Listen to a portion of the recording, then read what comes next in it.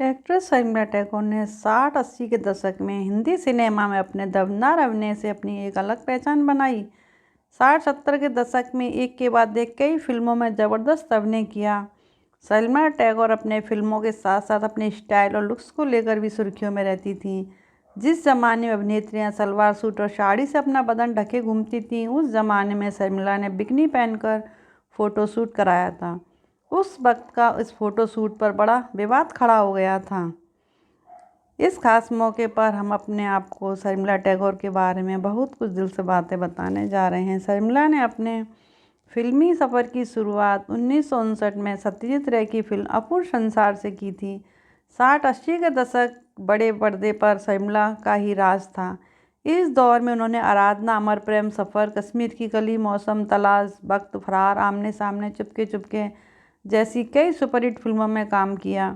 1964 में आई कश्मीर की कली फिल्म ने शर्मिला टैगोर के कैरियर को बुलंदियों पर पहुंचा दिया था।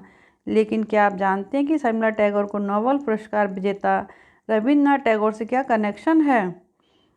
शर्मिला का जन्म एक बंगाली परिवार में हुआ था। उनके पिता गीतेंद्र नाथ टैगोर टैगोर एल्गिन मिल्स के ब्रिटिश इंडिया कंपनी के महाप्रबंधक थे। उनकी मां असम की रहने वाली थी। शर्मिला की मां यानी उनकी नानी नोबेल पुरस्कार विजेता रविन्द्रनाथ टैगोर के भाई द्विजेंद्रनाथ टैगोर की नातिन थीं। शर्मिला टैगोर की गिनती भारतीय फिल्मों की सशक्त अभिनेत्रियों में की जाती है।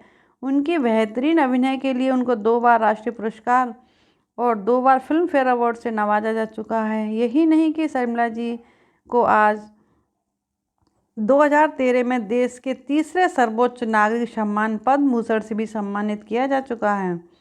एक इंटरव्यू में शर्मिला टैगोर ने बताया था कि उन्होंने एक मुस्लिम से शादी करने का फैसला किया था। उनके बेटे सैफ अली खान की शादी करीना कपूर से हुई है, जो पंजाबी है, जबकि उनकी बेटी शोभा अली खान की शादी कुणाल खेमू से हुई है, जो एक कश्मीरी पंडित हैं। हालांकि दूसरे धर्म में उनकी शादी करने पर आपत्ति जताई गई थी, पर उन्हें उनके परिवार की धमकियां दी गई थीं। अभिनेत्री ने यह भी बताया कि उन्हें वह धमकी अभी भी याद है। उन्हें कहा गया था कि गोलियां बोलेंगी। हालांकि इन धमकियों के बाद भी और टाइगर नहीं झुके और शादी रचाई। 2011 में टाइगर की मृत्यु के बाद उनकी शादी लगभग 42 साल तक चली। दिग्गज अभिनेत्री ने यह भी साझा किया था कि परिवार में हर किसी ने बंगाली परिवारों में शादी की थी और उनके पति के परिवार में सभी की शादी मुस्लिम समुदाय में हुई थी। इसलिए दोनों अपने परिवारों में अपने धर्म से बाहर शादी करने वाले व्यक्ति थे। शर्मिला और टाइगर दोनों अपने करियर में व्यस्त थे, इसलिए उन्हें इस बात पर कोई अंदाज़ा नहीं था कि दोनों परिवारों के बीच किसी बात या धर्म को लेकर नाराज़गी है। शर्मिला ने यह भी बताया था कि उनके परिवार ने उनकी शादी के लिए फोर्ट विलियम कोलकाता में फंक्शन का आयोजन किया था, लेकिन कई धमकियों के कारण वे चिंतित थे। अंतिम समय में आयोजन स्थल ने अपनी व्यवस्था रद्द कर दी, क्योंकि उस दिन किले में आने वाली कुछ बारातें सेना से जुड़ी हुई थीं।